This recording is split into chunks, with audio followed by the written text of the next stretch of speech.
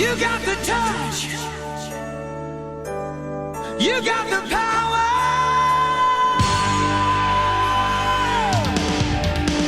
Yeah! Hello and welcome to But I Digress, the vlog where sometimes my mouth goes faster than my brain. I am your host, Nathan, call me Nate Marchand. And as promised, I am done with movie review vlogs for a little while. You've probably thought I was trying to turn this video series into a review show. That is not my intention. I've just not had as much time to make videos this summer, and there were some movies that I really wanted to review coming out. That being said, I'm getting back to the instructional/informational videos. And this week, I am doing a special episode on the Children of the Wells serial. In fact, this vlog is will be posted on the Children of the Wells website as part of their weekly blog series. Alright, so you may remember me mentioning the Children of the Wells serial back in December as one of my upcoming projects for the year. Well, it is a fantasy serial that got started up finally in April and has been going pretty strong ever since then. It started with a novella, written, by my friend and fellow writer Nick Hayden, called The Selects Bodyguard. That finished up in June, and now we have not one, but two novellas being published on the site. One is written by our college chum, Laura Fisher. It is called The Doctor's Assistant. No, not that doctor. Anyway, the other novella being serialized on the site currently is one by yours truly called The Fall of the House of Kyzer. My goal with this novella was to show a different part of the world of Children of the Wells, while also presenting a different perspective on the cataclysm. I've never worked on something quite like this. It was a very new experience for me. This novella is only about, 25,000-30,000 words at the most, but I was doing a lot of world building and having to remember a lot of continuity and introducing a whole slew of new elements and characters. And as you probably know from as with any writer, my ideas come from all different places, and sometimes I'm not even quite sure where they came from. They just come to me as I'm writing. But I thought with the novella at about the halfway point of its serialization as of the date of this video, I thought I would share with you, the fans of Children of the Wells, and my own true believers, where I got many of the ideas for the many different elements of the novella. So, with all of that out of the way, let's get started. First, while our goal with Children of the Wells was to make it very character-driven, no story is complete without a good setting. As you've seen in our stories, the world of Children of the Wells is dominated by a triad of powerful city-states. The Selects Bodyguard took place in Jolcian, which is their scientific capital, and my story takes place in Thyrion, the Imperial Canyon City. I more or less created Thyrion myself from the ground up, and being a history buff, I modeled it extensively after historical empires like Rome and Britain. For instance, like Rome, they are ruled by a dynasty of emperors. Like Britain, the British Empire, they had a state religion that taught the divine right of kings. More or less, the emperors of Thyrion believed that they were appointed by their god Elthor to rule over their city and their surrounding territories. It's no surprise, considering that the vast majority of Thyrion's emperors were very powerful select. Also, but despite that, the people of Thyrion, from the poorest of the poor all the way to the royal family, are very nationalistic and take great pride in being Thyrians, which Nick likened unto late 19th century Russia. But then again, he's read way more Dostoevsky and other Russian authors and novels than I have. So I'll take him at his word. Thyrion is also very expansionistic. They push forward with their military and gain control over smaller cities that surround them. because they honestly believe, as taught by their state religion, that they are the cradle of civilization. They are the direct descendants of the first man and woman ever created, and that all life sprang from their well. And so they were destined to rule. Speaking of their well, Thyrion has the largest well of magic in the known world. It's called the Heart of Thyrion, because it is the source of the city's power, both literally and politically. And as I alluded to before, it is the sort of the focal point of their culture, their mythology, and their religion. Which is why it's ironic that it's also the epicenter of the Cataclysm, which seems to have originated from their well.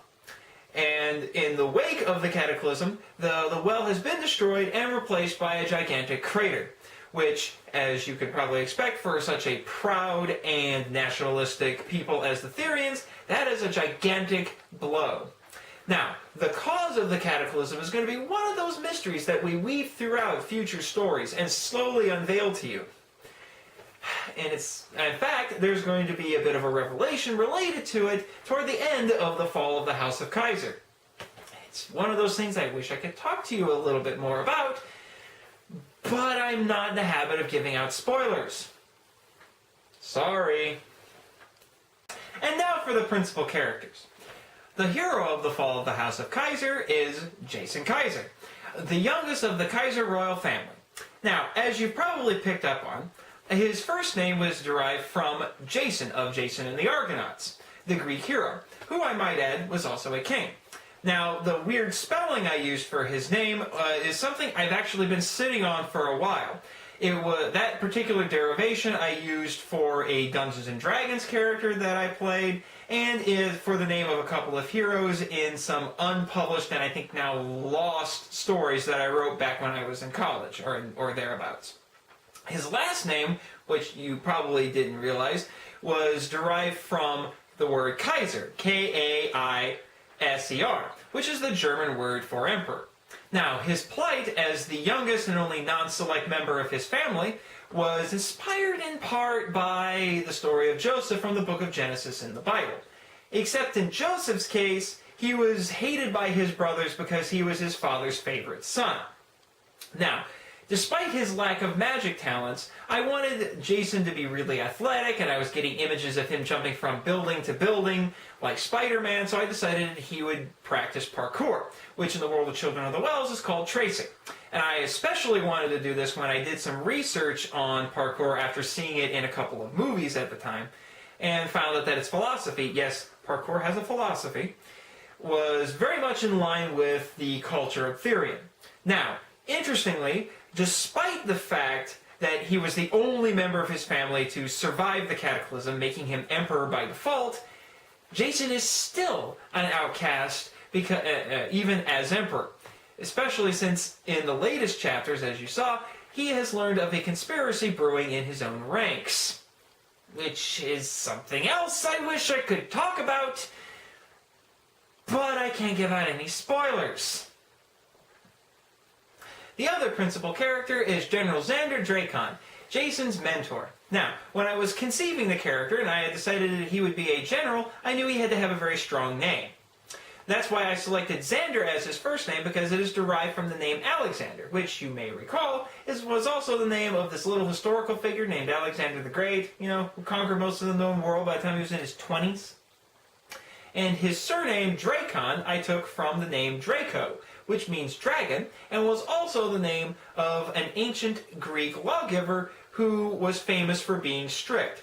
And this lawgiver's name is where we got the word draconian. Now, Jason gravitates toward Drakon because he, like Jason, is a non-select, yet he has risen through the ranks and become one of the most powerful men in Thyrion, which is in a world that is dominated and ruled by the Select. Drakon is a self-made and very patriotic man, and he sees the same sort of potential in Jason, which is why he takes him under his wing. Once I had all of these elements in place, I started to picture Drakon as Liam Neeson, who is one of my favorite actors, and who, lately at least, has been getting a lot of movie roles that put him in a father and or mentor position. And I also wanted to make Drakon a very complicated and complex character, which is related to things that I can't talk about right now because they would be spoilers. Dang it! And now for the story. Nick started working on the Selects Bodyguard a little bit before I got started on my story. And I was reading his as I was going along, checking for continuity and such. And I decided I would follow the same sort of structure that he did, alternating, having chapters that alternate between present day and flashback. What I did differently was that I didn't use his narrative structure, where he would have, where the present day ones were in first person and the flashbacks were in third. I decided to just keep third person throughout. I thought it better served the story. That being said, while the Selects Bodyguard shows the cataclysm from the perspective of Jolcian and how it shatters their beliefs in science and technology, my story is about how the cataclysm brings about the fall of an empire. I took it as an opportunity to add some political intrigue to the world of Children of the Wells, and also hint at what may have been the cause of the cataclysm.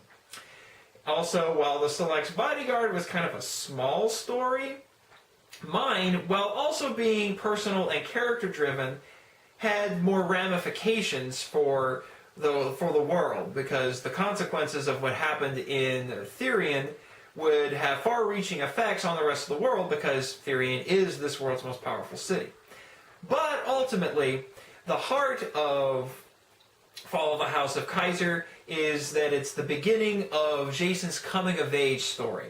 It is showing a young man who more or less has greatness thrown upon him when he didn't want it necessarily and wasn't expecting it, but now he has to rise to the occasion in order to help his people.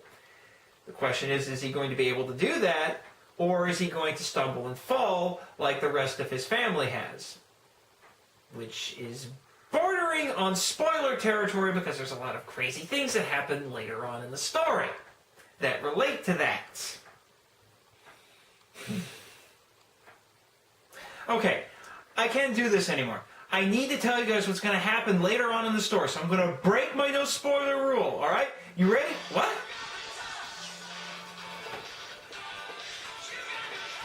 I'm getting a call from General Drakon?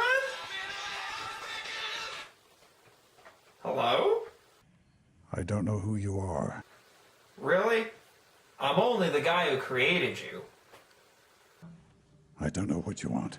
What I want is to tell everyone about the upcoming plot twists and revelations in the Fall of the House of Kyzer.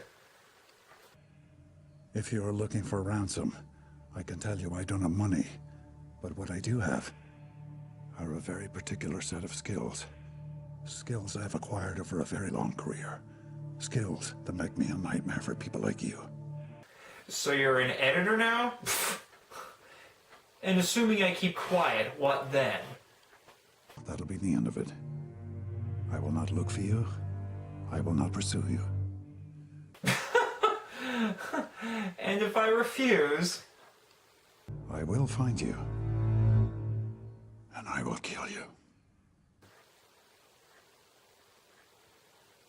Oh.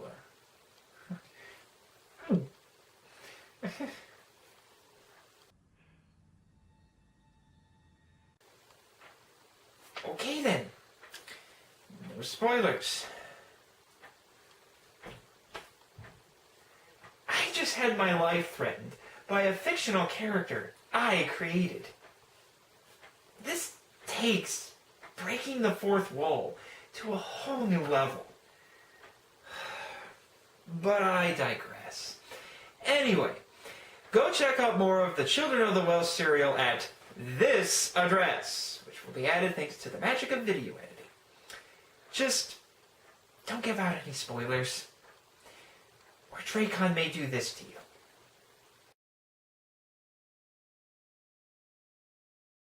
Thank you for joining me this week on But I Digress. This is Nate Marchand, signing off.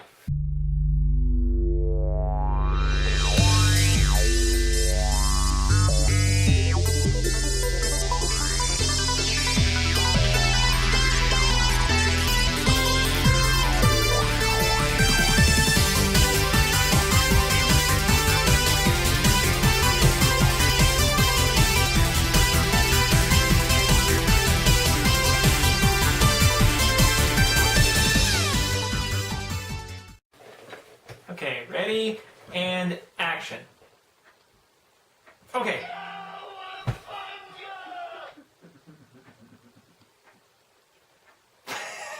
This is what I get for leaving my phone off for the entire duration of filming. And then I get a bunch of text messages that I missed all at once. See?